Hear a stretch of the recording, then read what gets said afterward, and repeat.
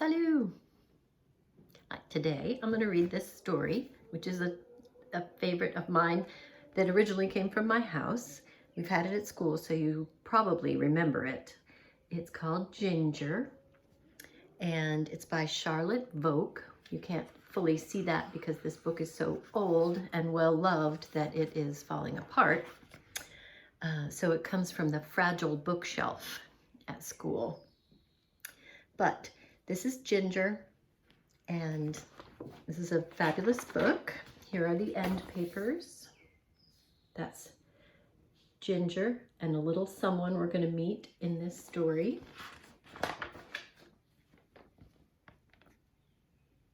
That's Ginger in his favorite basket. Ginger was a lucky cat. He lived with a little girl who made him delicious meals and gave him a beautiful basket where he would curl up.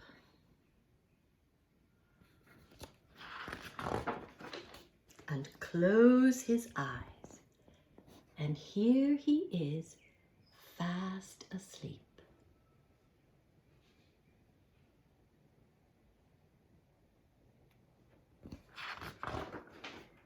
But here he is, awake again. Wide awake. What is this? Dun, dun, dun.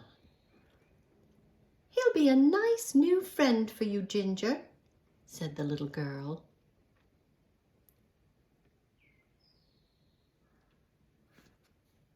Ginger does not look happy. Ginger did not want a new friend, especially one like this. Ginger hoped the kitten would go away, but he didn't. Everywhere Ginger went, the kitten followed, springing out from behind doors, leaping onto Ginger's back.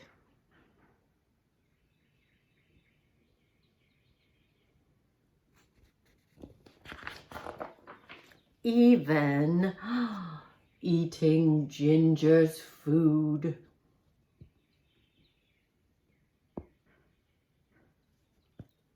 What a naughty kitten.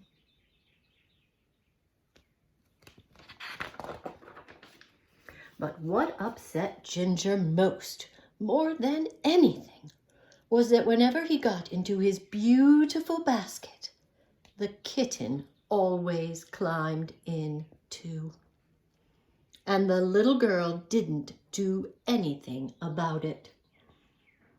Look at Ginger's face there.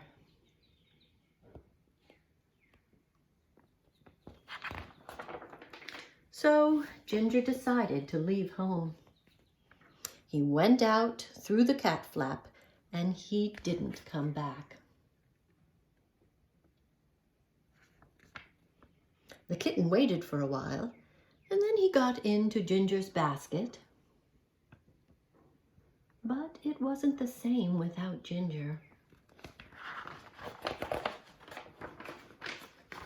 The kitten played with some flowers. Then he found somewhere to sharpen his claws.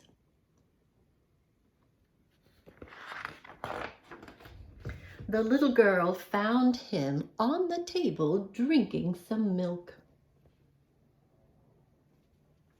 "You naughty kitten," she said. "I thought you were with Ginger.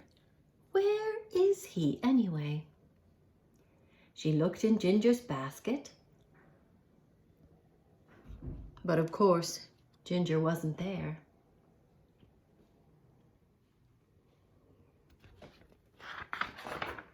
"Perhaps he's eating his food," she said. But Ginger wasn't there either. "I hope he's not upset," she said. "I do hope he hasn't run away."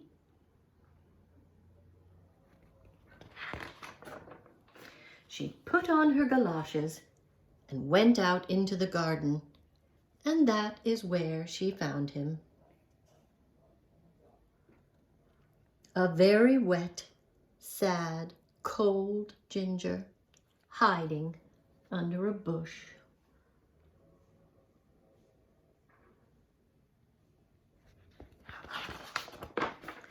The little girl carried Ginger and the kitten inside. "It's a pity you can't be friends," she said.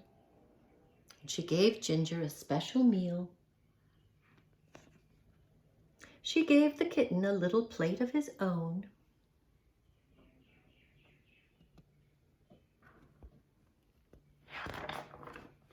Then she tucked Ginger into his own warm basket. All she could find for the kitten to sleep in was a little tiny cardboard box. But the kitten didn't mind, because cats love cardboard boxes, however small they are.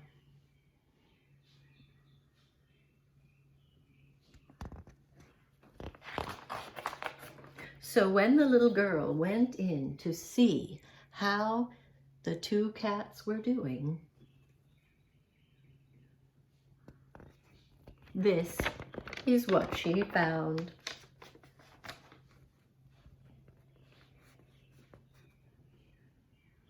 And now Ginger and the naughty kitten get along very well. Most of the time.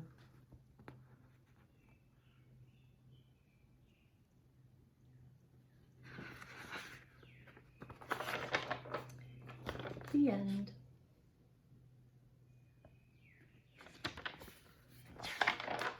This book always makes me think of cats that I've had over the years. I've had many cats over the years. I don't have any cats right now, just 3 dogs. But I have had a lot of cats over the years. And what I'd like for you guys to do is think about cats. Think about whether you have a cat, or whether you know someone who has a cat. And then think about that cat. What's the cat's name? What does the cat look like? Is there anything interesting about that cat? And then my hope is that you will describe that cat to a grown-up so they can help you to write down or record your description of that cat. And then we can take a picture of it and put it on the Padlet page so other folks can see your cat or your friend's cat or your neighbor's cat.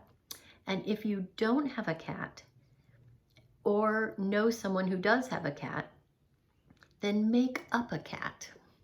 So if you don't have a cat, think about what kind of cat you'd like to have if you ever get a cat. What color will it be? What would you name your cat? And would your cat do anything interesting? You might even try drawing a cat to go along with all of this. So that is our cat assignment. And I will tell you a little bit about one of my many cats who is no longer with us. He passed away several years ago, but his name was Biscuit. And he was big and gray with a little white at the neck. And he was the sweetest cat in the world. And Biscuit got his name because we found him at a gas station in Virginia. He was eating a biscuit that someone had put on the ground for him. He was a stray, and someone had put a biscuit out for him to eat, and he was eating it. And that is why he got the name Biscuit. All right, see you next time.